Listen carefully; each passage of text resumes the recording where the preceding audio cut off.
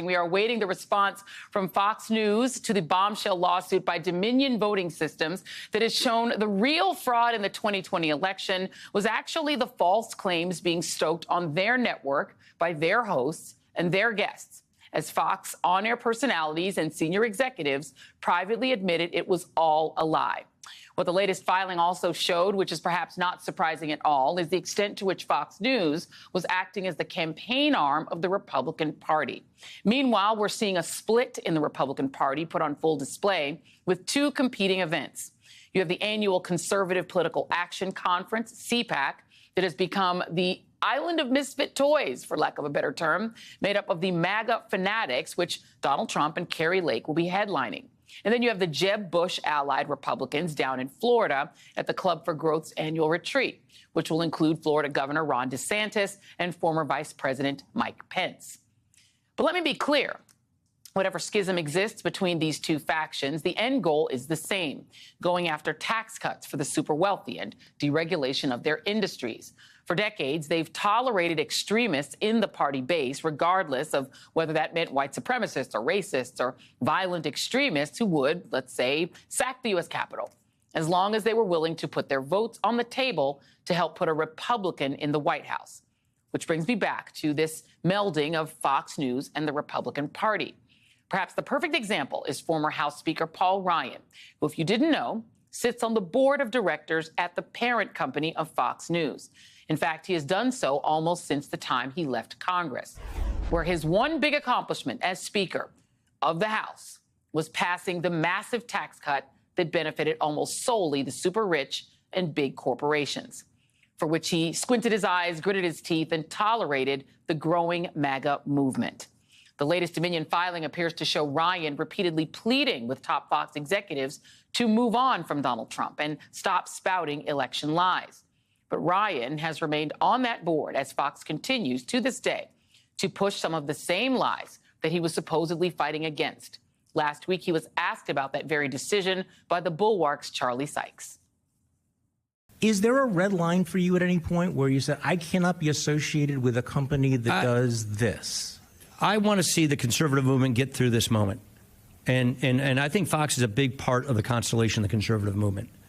And I want to see it really is. The solution or the problem? Oh, no, I think it's gonna have to be a part of the solution if we're going to solve the problem in the conservative movement, because there isn't a bigger platform than this in America. So I think the conservative movement is going through a lot of churn and a lot of turmoil, and I don't like where it is right now. But it does appear that Paul Ryan is doing at Fox what he did in Congress, focusing not on what is right, but on securing the proverbial bag.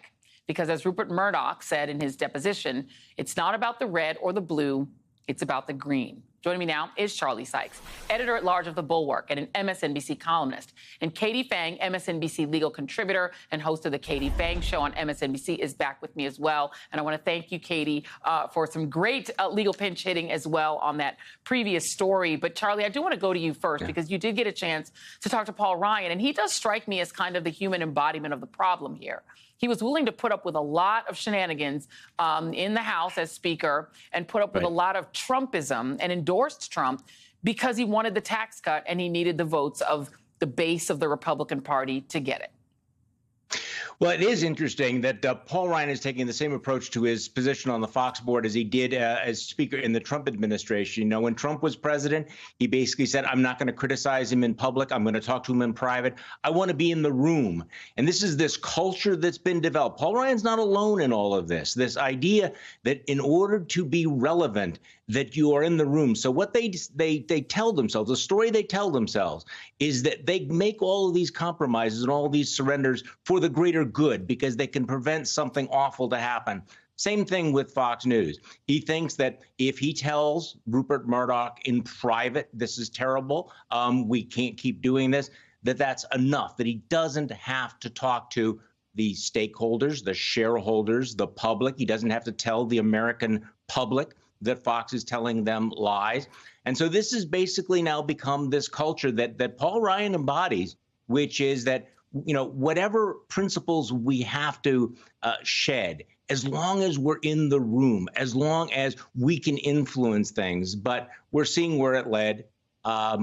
It didn't happen in the room, right? Paul Ryan thought that maybe he could get Fox to stop spreading the election lies. Tucker Carlson's still on the air. Tucker Carlson is still pushing the conspiracy theories. Other people have quit. Paul Ryan stays.